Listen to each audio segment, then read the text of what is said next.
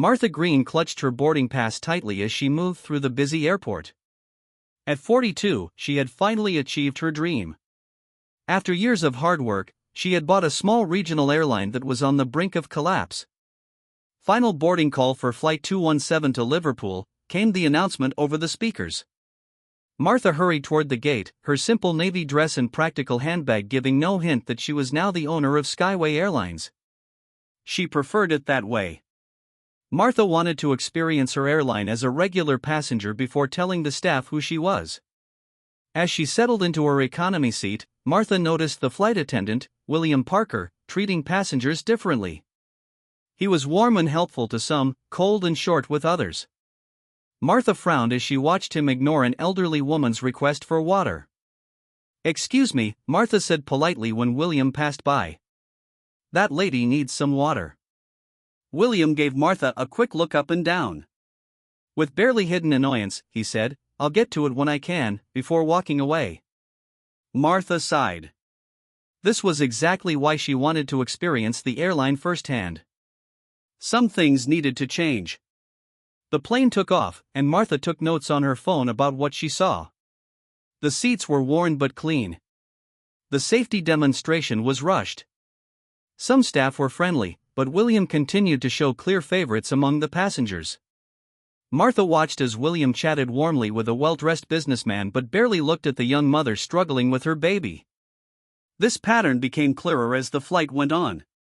20 minutes into the flight, Martha pressed her call button. She needed to see more of William's service approach. "Yes?" William appeared, his tone impatient. "Could I have a coffee, please?" "Black with no sugar," Martha requested with a smile. "We'll be starting drink service shortly," he replied curtly before attending to a man in a suit across the aisle with much more enthusiasm. Martha noticed that William seemed to favor passengers who looked wealthy or important. Those in simple clothes or from different backgrounds received the bare minimum of service. When the drink cart finally reached her row, William handed coffees to the passengers beside Martha. As he turned to give Martha hers, the plane hit a rough patch of air. The hot coffee spilled across Martha's lap. "Oh!" Martha gasped in pain. Instead of apologizing, William muttered, "You should have been more careful," and tossed a few napkins at her before moving on. The passenger next to Martha, a kind man named George, offered his unused napkins. "That was very rude," he whispered. "Are you all right?" Martha nodded, dabbing at her stained dress. "I'll be fine. But this isn't good service." George leaned closer. "I fly this route every week. He's always like this with certain passengers. It's shameful." Martha took a deep breath. This confirmed what she needed to know. As the flight continued, Martha observed more examples of William's behavior. He spoke slowly and loudly to a man with a light accent, as if he couldn't understand English. He rolled his eyes when an older woman asked for help with her bag. He laughed with another crew member while pointing at a passenger who wore mismatched clothes. Each incident made Martha more determined to change the culture of her airline. When they began to descend, Martha looked out the window at the patchwork of fields below. She had grown up in a small village not far from here. Her father had been a mechanic, her mother a school dinner lady. They had taught her that everyone deserved respect, no matter what they looked like or where they came from. Martha had faced many challenges on her journey from humble beginnings to successful business owner. Men had laughed her out of meeting rooms. Banks had refused her loans. Competitors had spread rumors about her. But she had persevered, working twice as hard to prove herself. Now she owned an airline. And her first priority would be to make sure every passenger was treated with dignity. As the plane touched down, Martha made her decision. This flight attendant needed to learn a lesson. And Martha would be the one to teach it to him. The E&D after landing, Martha waited until most passengers had deplaned. She remained in her seat, watching William as he said goodbye to those leaving. His smile appeared and disappeared depending on who he was facing. Martha stood up slowly, her dress still damp from the spilled coffee. She glanced down at the dark stain spread across her lap. It would be difficult to remove. The dress was ruined, but this was about more than a spoiled outfit. "Excuse me," Martha said, approaching William. "May I speak with the captain before I leave?" William frowned. "The captain is busy with post-flight duties." "It's important," Martha insisted. "Is there something I can help you with?" William asked, clearly annoyed. "No," Martha said firmly. "I need to speak with the captain." William hesitated, then gestured toward the front of the plane. "Wait here," he said before disappearing through the cockpit door. A moment later, Captain James Butler emerged, his uniform crisp, his manner professional. "How can I help you, ma'am?" he asked. "I'm Martha Green," she said, extending her hand. "The new owner of Skyway Airlines." The captain's eyes widened in surprise. "Ms. Green. We weren't expecting you on this flight." "That was intentional," Martha explained. "I wanted to experience our service firsthand." Just then, William returned to the cabin. "Captain, we need to." He stopped abruptly when he saw Martha still talking to the captain. "William," Captain Butler said, "this is Martha Green, our new owner." The color drained from William's face. "Owner? But I thought." "You thought what?" Martha asked calmly. "The memo said the new owner was M. Green." "I assumed." "You assumed the owner would be a man," Martha finished his sentence. "And based on that assumption, you treated me with disrespect." William's mouth opened and closed, but no words came out. "Not just me," Martha continued. "I watched you throughout this flight. You treated people differently based on how they looked. The young mother with the baby, the elderly woman, the man with the accent, they all received poor service from you." Captain Butler looked at William with disappointment. "Is this true?" Before William could answer, Martha pointed to her stained dress. "When this coffee spilled, you blamed me instead of apologizing. You tossed napkins at me and walked away." I didn't know who you were," William stammered. "That's exactly the problem," Martha said. "You shouldn't need to know someone is important to treat them with respect." The captain turned to William. "Wait in my office. We'll discuss this after I finish here." William nodded, his face now flushed with shame. He turned and walked quickly toward the exit.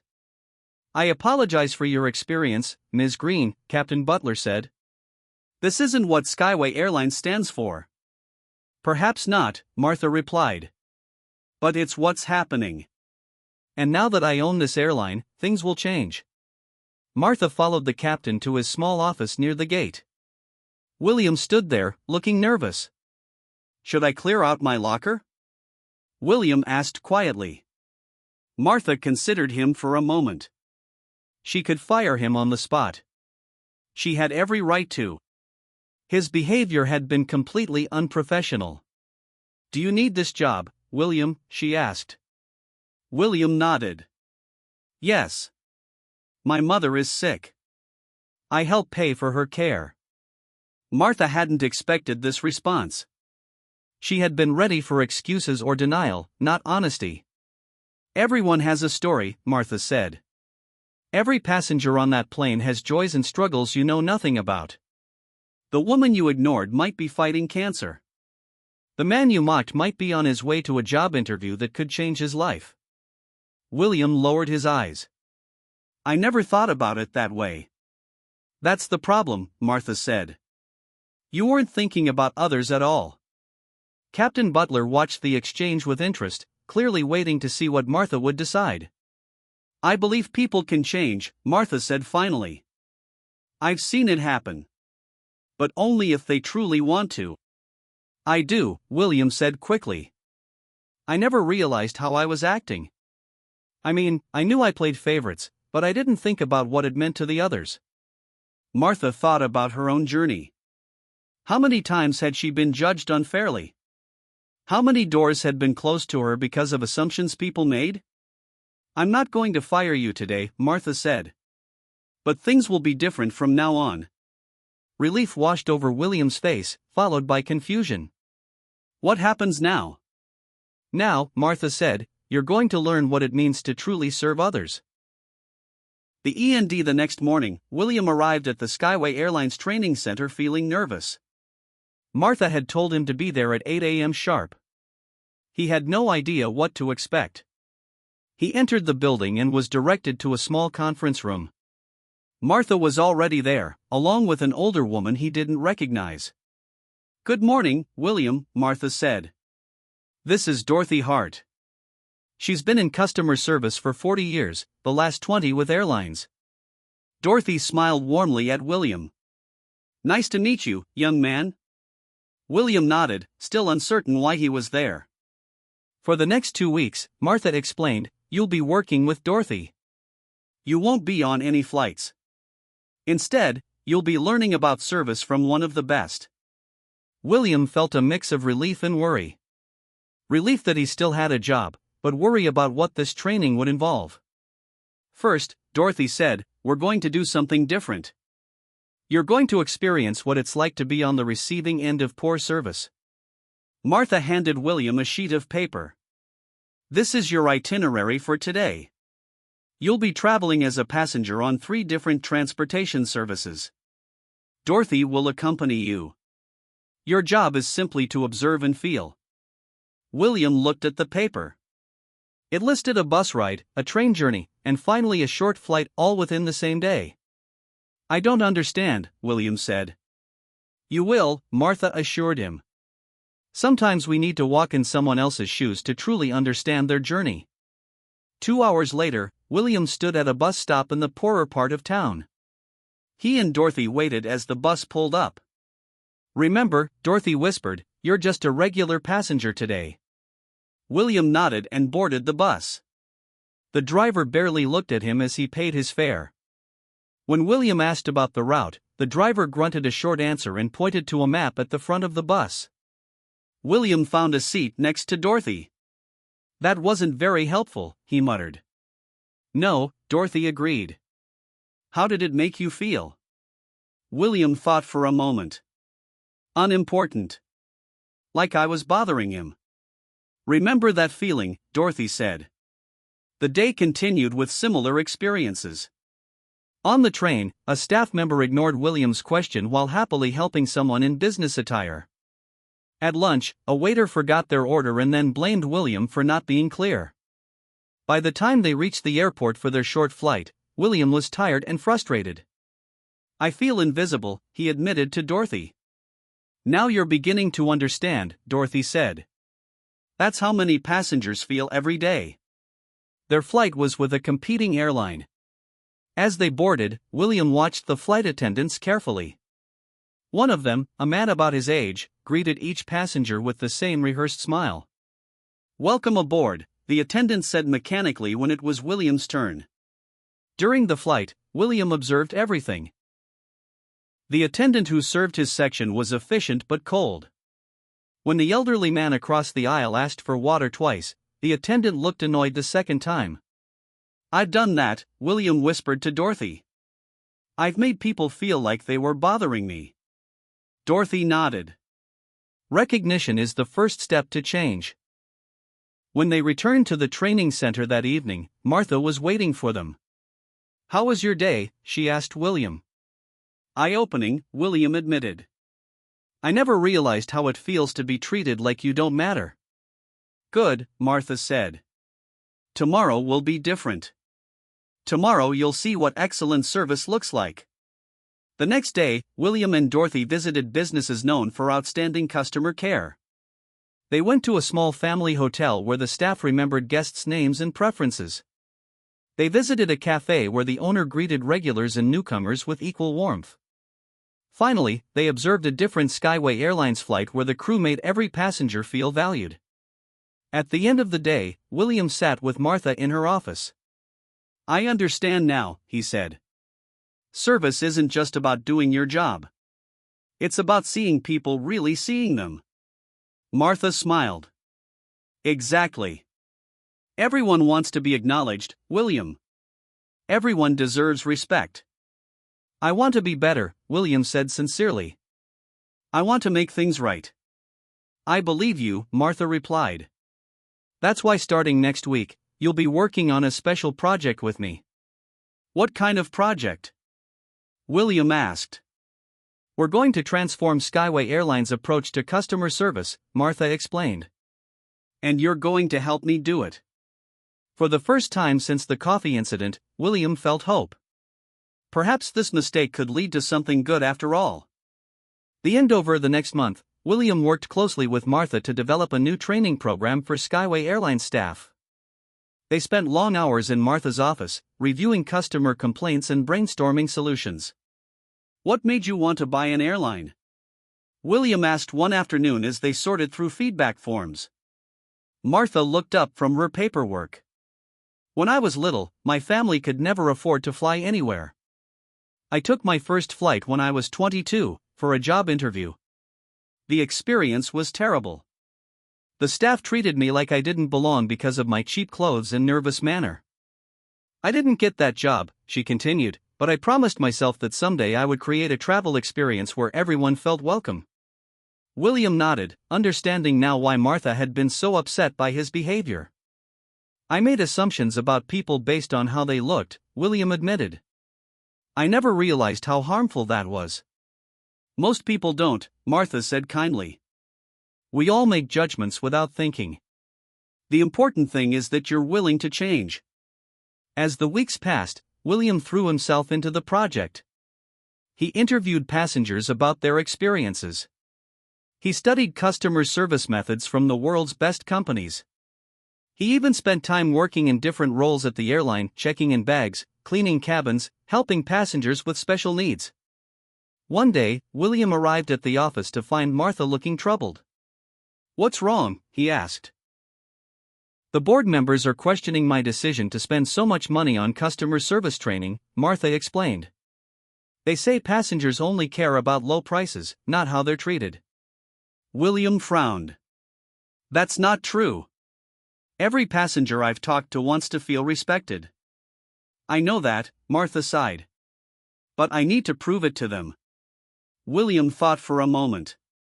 What if we did a test? We could try our new approach on just one route and measure the results. Martha's eyes brightened.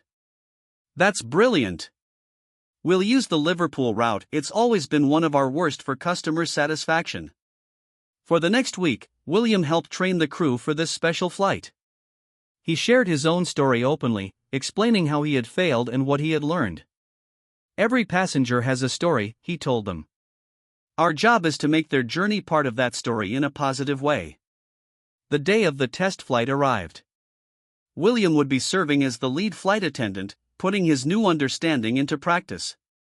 Martha would be on board, watching but not interfering. As passengers boarded, William greeted each one with genuine warmth. When an elderly woman struggled with her bag, he quickly stepped forward to help.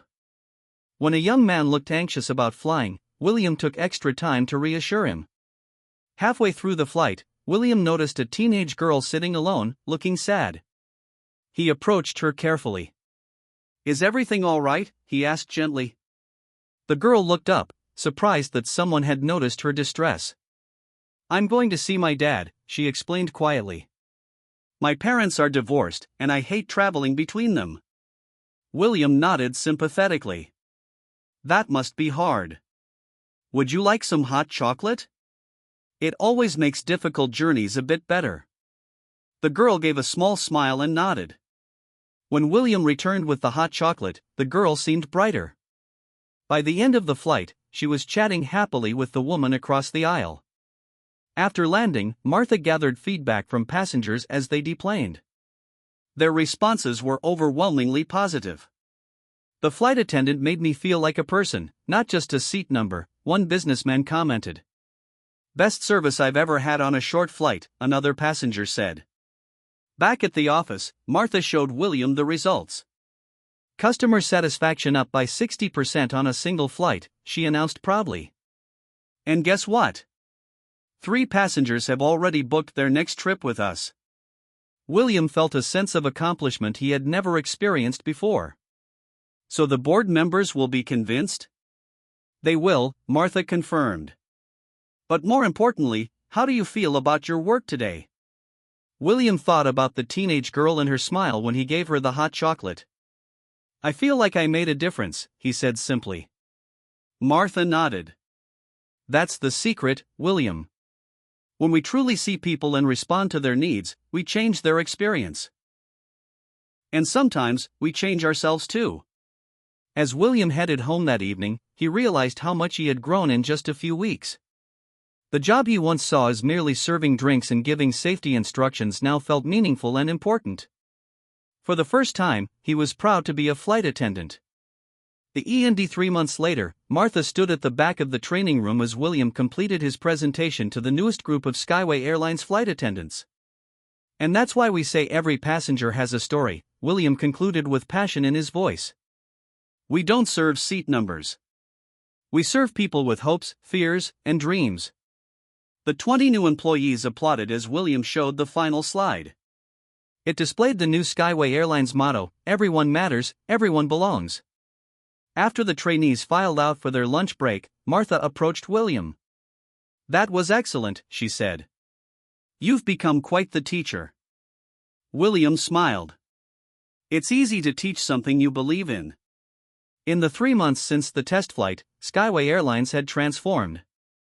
Customer satisfaction scores had risen across all routes. Bookings were up by 15%. The board members who had doubted Martha's approach were now fully supportive. "The chief training officer position is still open," Martha mentioned casually. "I think you should apply." William looked surprised. "Me? But I've only been in this role for a few months." "Sometimes experience matters less than insight," Martha replied. "You understand our vision better than anyone because you've lived both sides of it." Later that afternoon, William walked through the airport terminal. He spotted a familiar face at the coffee shop, the teenage girl from the test flight. "Hello," he said, approaching her table. "I remember you from a flight a few months ago. Liverpool to London." The girl looked up and recognition dawned on her face. "The hot chocolate flight attendant. I remember you too. How are things going with the travel between your parents?" William asked. "Better," she said. "Actually, I'm meeting my dad here today. He's flying in, and we're going to spend the weekend together." "That's wonderful," William said sincerely. "You know," the girl added, "I've flown 4 times since that day, and I always choose Skyway Airlines now. The staff are always nice." William felt a surge of pride. "I'm very glad to hear that." As William continued through the terminal, he passed the spot where Martha had first confronted him about his behavior. That day had changed the course of his life. He remembered how defensive he had felt at first, how afraid of losing his job.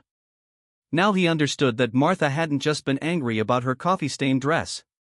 She had seen potential in him that he hadn't seen in himself. William's phone buzzed with a text message from his mother. "Doctor says my tests came back clear. No more treatments needed." William's eyes filled with tears of relief. His mother's illness had been a heavy burden, one of the reasons he had been so stressed and impatient as a flight attendant. But that was no excuse for how he had treated people. As he reached the staff area, William saw Martha talking with Captain Butler. "William." Martha called him over. "I was just telling James about your training success. The new crew members speak highly of you," the captain said, shaking William's hand. "Quite a change from our first meeting." William nodded, remembering the shame he had felt that day. Life can change quickly when someone believes in you. "Speaking of change," Martha said, "the board approved our expansion plan. We're adding 5 new routes next month." "That's fantastic news," William replied. "Yes, and with growth comes opportunity," Martha continued. "I've decided to create a new position, Director of Passenger Experience. The job is yours if you want it." William was speechless. Just 6 months ago, he had been on the verge of being fired. Now he was being offered a leadership role. "I don't know what to say," he managed finally. "Say yes," Martha encouraged. "You've earned it." That evening, as William drove home, he thought about the journey he had been on. From a flight attendant who judged passengers by their appearance to someone who truly cared about every person's experience. He remembered the coffee spill that had started it all. What had seemed like the worst moment of his career had actually been the beginning of something better. As he stopped at a red light, William noticed an elderly woman at a bus stop, looking confused at the schedule. 6 months ago, he might have driven past without a thought. Today, he pulled over. "Do you need help finding your bus?" he asked after rolling down his window. The woman looked relieved. "Yes, I'm trying to get to Westfield Road." William checked the schedule. "That's the number 42 bus. It should be here in about 10 minutes. "Thank you, young man," she said gratefully. "It's nice to be seen." William smiled at her choice of words. "Yes," he agreed. "Everyone deserves to be seen." As he drove away, William felt content. He had learned the most important lesson of his life: true service begins with seeing the humanity in everyone. The end.